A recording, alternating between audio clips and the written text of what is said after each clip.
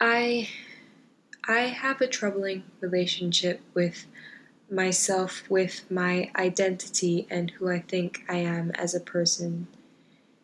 In the ninth grade, I wrote a poem called The Deconstruction of Me, and I don't think it was any good, but the thought behind it still lingers, as most thoughts do. I wonder what would happen if you broke down all the little pieces of me, if you broke me apart until there wasn't anything whole left.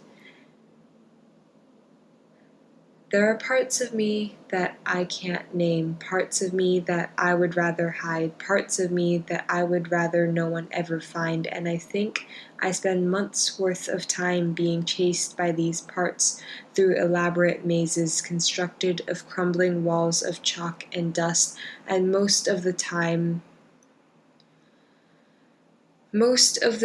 my hurt lies in my chest. It likes alternating between something that squeezes and the hard pit of a peach that just grows larger, and every now and then I imagine a golden tree erupting and growing out and around me.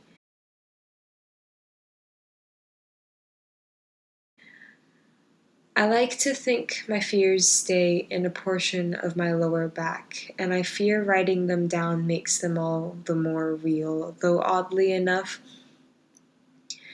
I think my list of fears have changed since I've written this list. I think I've gained more things to lose. I think I've gained pieces and places and people I love, and the odd thing is, it is my heart that pounds violently when faced with a fear, so I don't know why it doesn't choose to stay there instead.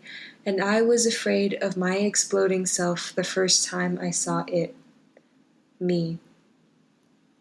I have poems about an angry girl, me, with fists and burning coals for words, and even then I don't think she would have exploded quite like I did.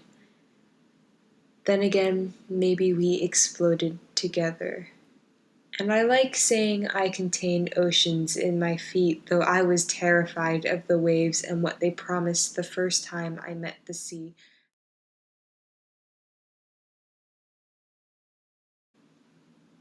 In the second grade, we had to write a book report on the giving tree. As I drew the cover, each leaf started to appear, and I wonder how many pieces of myself I've given away throughout the years. I wonder how much more whole I am for having given those pieces away just to get pieces of others in return.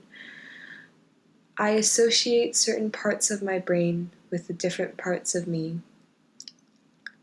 My childhood is located between my left temporal and occipital lobe, and I think this is why I sometimes hear things from my past superimposed on the present day. When I was little, I saw everything as if through a telescope, and the world, while big, was so small and explorable. And my childhood was a time of imaginary games. My childhood was a time where I figured if you could turn anything into a wish, it would be good luck.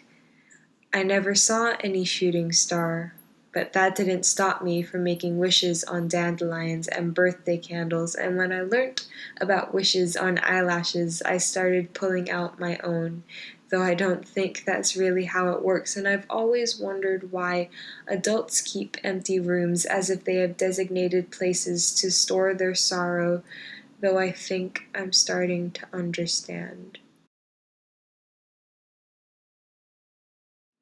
They say that lavender helps you sleep, and right now I'm really hoping it's true because my heart seems like a fluttering butterfly, seems like it wants to jump out of my chest, and my eyes don't want to close because then I'll just be vulnerable to the dark.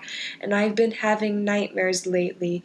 I've been waking up with fear lately. I've been feeling vulnerable lately, and there's the concept of a mask and what it means to have one, what it means to put one on and take another off. I used to use the concept of the mask to help me get through the day, because a brave face and warrior eyes were so much more preferred to tired lines and sloping sighs.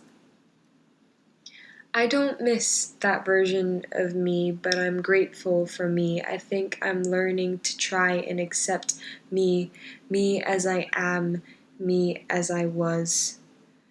I think I'm learning to fill the cracks I have with gold paint. I think I'm learning to love the faults and the flaws, and since I've started writing poems, I've discovered that there are people who insist on being turned into poetry, and then they leave you alone with your words, and I guess I've turned myself into poetry, but I am never alone with my words.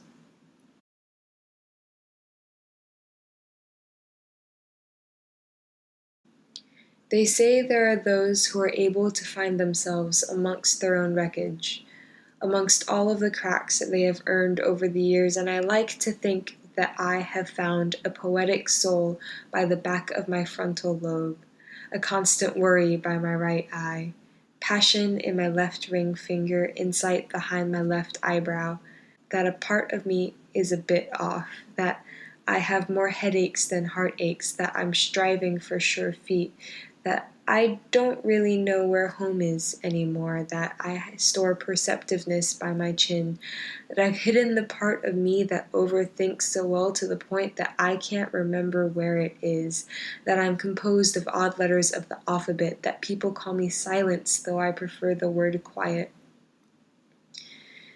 that I'm thoughtful right by my occipital lobe, that a part of my brain is sensitive, that the area in front of my left ear is curious, that the muscle behind my dimple is inspired, that focus lies behind my left eye, that odd dreams and stars fill my head, and that there are pieces of me that I am constantly fixing, filling with sea glass and gold paint and plants that promise to keep growing sure and steady to fill the cracks that I have gathered throughout the years. I like to think that I'm able to lay out all the different parts of me, take inventory as if they are broken shells that have been swept up onto the shore. But I don't think I've been entirely truthful, because when telling the story of me, it will lapse into the stories of those around me, and I'm still missing stories of empty homes, stories of fists and tears, and a little girl who might have been made to grow up far faster than she should have. I'm still missing stories of words being yelled up above, stories of cars that pull out of driveways, stories of time spent clutching my own hands to find a life raft while sinking.